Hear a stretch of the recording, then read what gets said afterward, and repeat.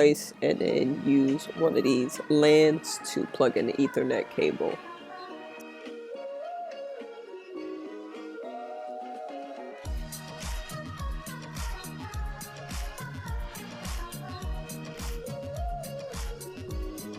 Alright, what is up everyone?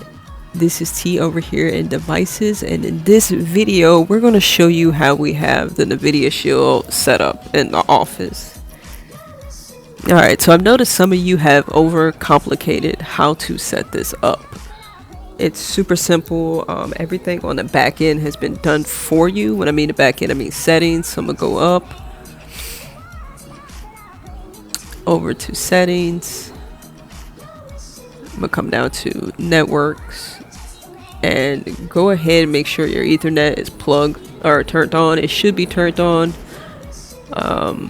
This would also allow lower power for Wi-Fi. Don't use Wi-Fi. If you use Wi-Fi, there will be a serious difference in the power. And you see the Ethernet's plugged in. I'm getting about 1,000 megabits. Let me come down and over to speed. I'm going to click on it and it's going to run the speed test with the Ethernet plugged in, and then I'm going to show it to you without it.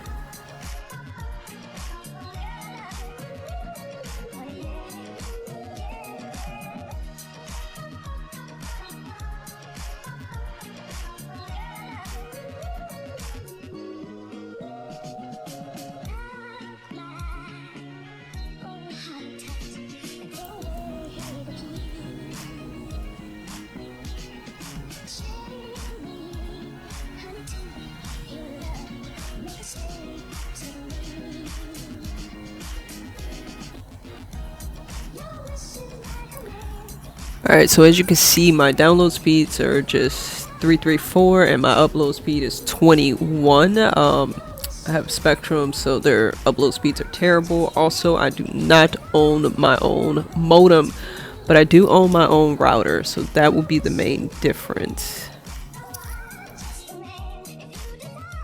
So I'm actually gonna go back here. I'm gonna unplug that Ethernet. Make sure I can get into the actual Wi-Fi. Alright, so I'm connected to the Wi-Fi. Let me go ahead and run that again.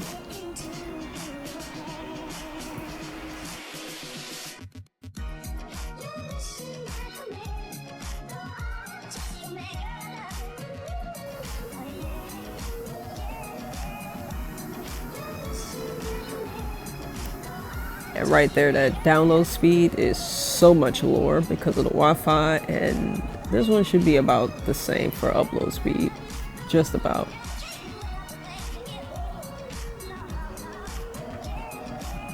Alright, so this is why you want to do two things: own your own modem and router, and then have that Ethernet plugged in. Now, for some of you who are just getting into this, we're not going to have you spend a lot of money. We're going to show you the router we have. We have a mesh network system, but there's two ways you can just kind of do a mesh yourself in the house. We're going to show it to you with the gl.net, and then also I think the other one's called ASUS. Alright, so the first thing I'm going to do is plug back in my Ethernet cable.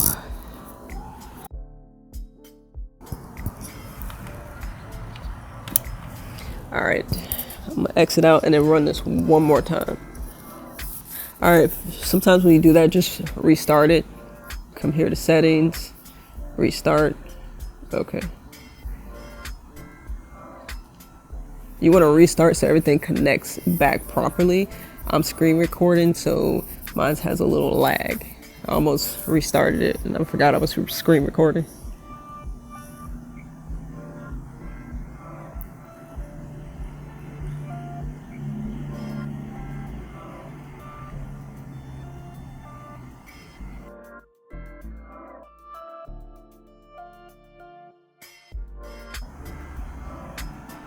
Ooh, yeah, definitely when you switch between your Wi-Fi and Ethernet, restart the device in settings. All right, so we're gonna hit back. All right, so like I was saying, here's the setup. It's super simple. Here's the device. You have the USB that comes with the device. If you get the device from us, don't forget to plug in your HDMI, and here's your Ethernet cable. Do not go crazy and start buying the Cat 7 or the Cat 8 Ethernet cable. Remember, this device came out in 2019, so your Ethernet is cool to be a Cat 6 or Cat 5e. If I'm not mistaken, I want to show you which one this is. That is a Cat 5e. See? Cat 5e. It works just great. Do not try to update your Ethernet cable to a Cat 8. It's not compatible. You got to think what was built and what these were built for, how long these are, you know, they don't change. Once it is, it is. Don't try to mix in new technology with old plugs, and don't always go after the greatest and latest, because it's not always like that. All right, so I want to show you how easy it is. This normally are on the same side, but we're moving stuff around. But boom, here it is. We have this plugged directly into the Flint 2. The back side of it, let me lift it up.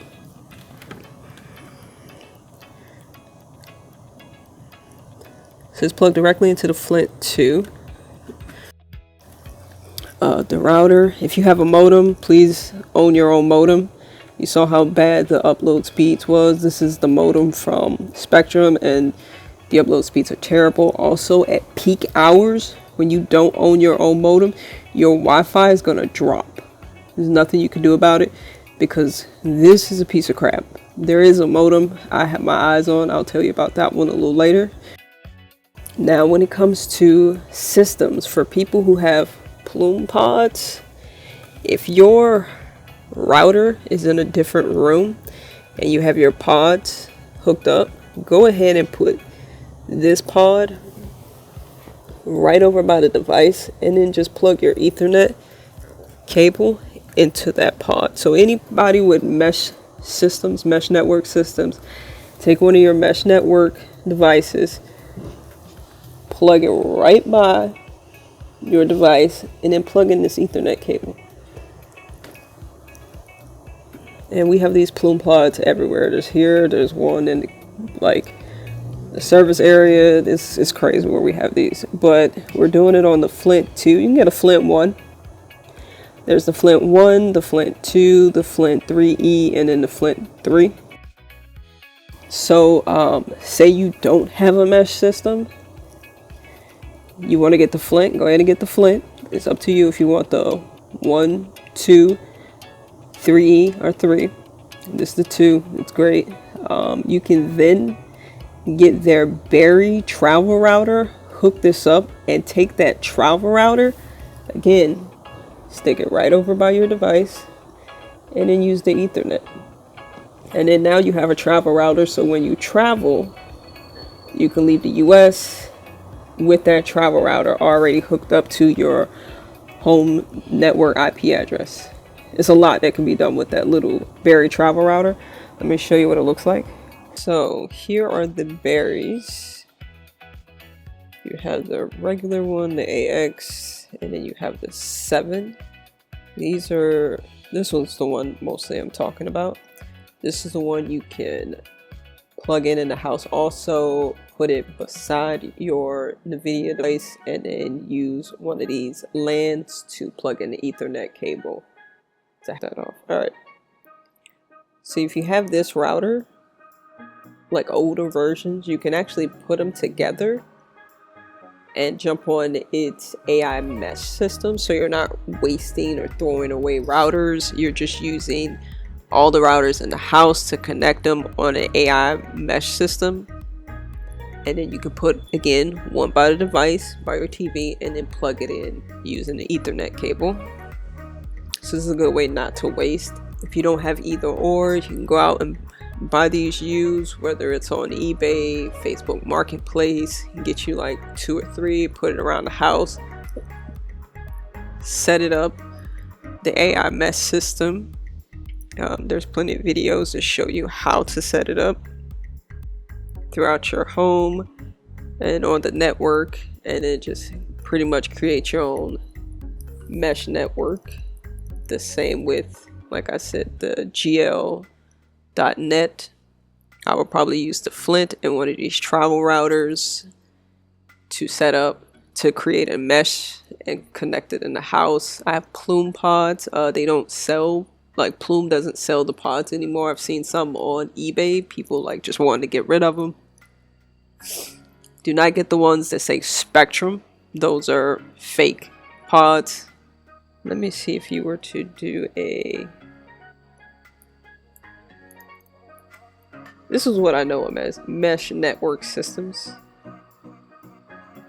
I know some people call them mesh Wi-Fi system. I've always known them as just mesh networking systems. Alright, so you have some here. Don't buy anything that says refurbish or certified. Just stay away from those. Refurbish, you don't get any warranty, so if it breaks down, you're just stuck with something that broke down. The certified ones, who knows what that is. You want your stuff either pre-owned or brand new. Alright, so I'm trying to see. Don't get anything from PC Richards. You're not trying to lease these. You want to own these, but this is ridiculous. You don't want to pay like thousands of dollars for these. This is not that serious. It's not that deep. Okay, this might be promising. Hopefully the price is right. Oh, just in case, to let you know, the GL.inet,